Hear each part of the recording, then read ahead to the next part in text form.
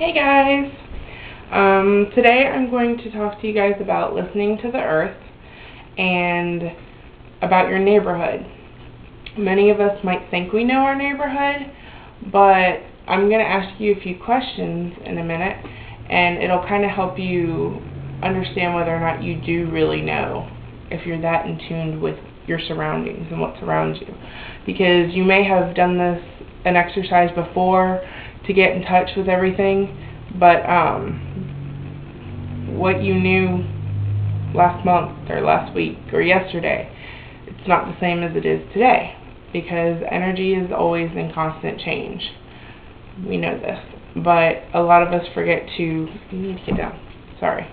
A lot of us forget to refamiliarize ourselves with it or reconnect with the earth, and it's something that's really good for us. It's good for our energy, it's good for our spirit, our whole entire being, to keep that connection strong. And a lot of the times when we get busy, we forget about that, and it's really, really easy to do. I know that this is something that I've needed to do for a while, so I did, and it's so much better.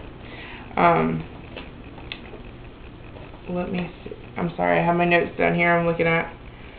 Alright, I'm going to ask you a few questions, and you can just answer them honestly, and see if you know the answers to them. It might, some of it might be like, who knows that? But, let's see. How do the seasons change where you live? What changes do you see, and can you feel them? What influences does the moon have on you, and what phase is the moon in right now? Many of us should know this. Do you know? What wild plants are native to your neighborhood? Can you name at least 10 native plants? Of those 10 plants, which are indigenous to your area and which are imported? When were they imported and by whom? A lot of this stuff is little technical things, but it's things that would be nice to, if you've got 10 minutes, just look it up. Find out, learn what's around you. These are things that, we go online on the internet all the time, and we learn about things from distant places. We learn about things that, yeah, they have an effect on our life, but they're not as, how should I put it, our energies aren't as close to those items or those things as what's right outside your door. You know what I'm saying? You go outside and you can connect with that energy instantly.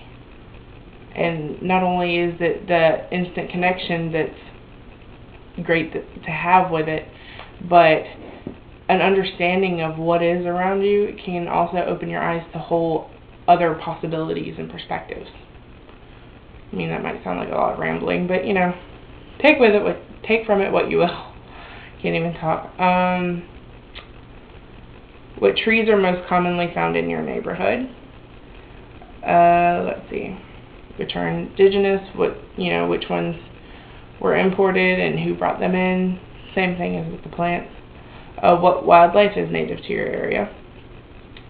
Is the water that's channeled to your tap hard or soft? That's always a good question. What type of soil does your neighborhood have? Is it chalky, clay, sandy, or is it alkaline or acidic?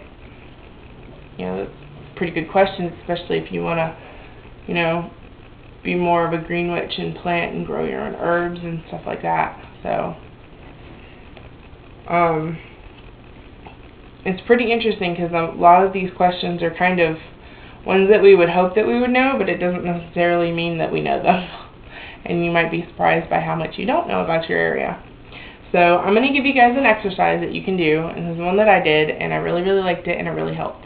Just so you know, I am getting all my information right now from the book The Way of the Green Witch, which is a really good book.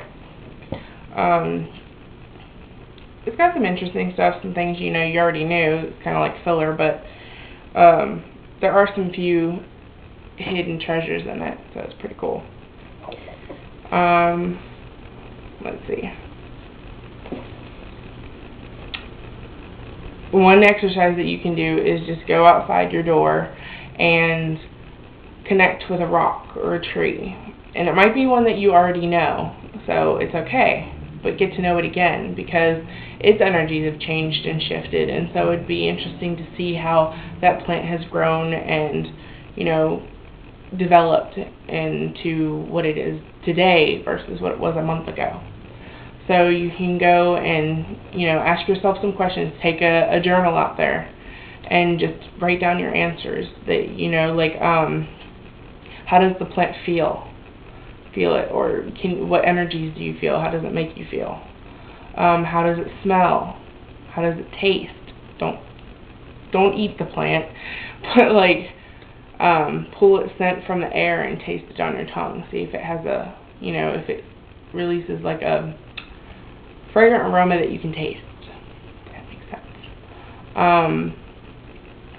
There can, I mean, just also feel it.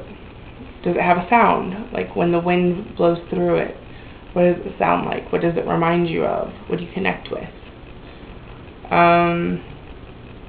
This might be a simple one, but what does it look like? You know, is it a, you know, very, I can't even think of my words now. Is it a luscious plant? You know, is it full?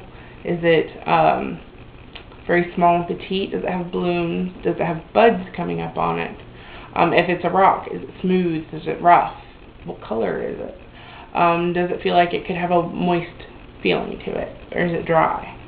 You know, just simple questions. Just connect with it, with the plant or the rock or a mineral. If you have mineral deposits, anything. Feel its energy. See what's different. You know, you might pick up on something that happened to it since you've gotten to know it last. You know, you might know if it had an encounter with an animal. Just get to know your area and the things around you. Also, just take a walk around your neighborhood. See what you find. Treat it like an adventure, because you never know what you're going to find. Don't just, you know, walk on the sidewalk and look straight ahead. Look around. Feel the wind on your skin, the sun, everything. Just treasure it, you know. Every day's different and everything changes.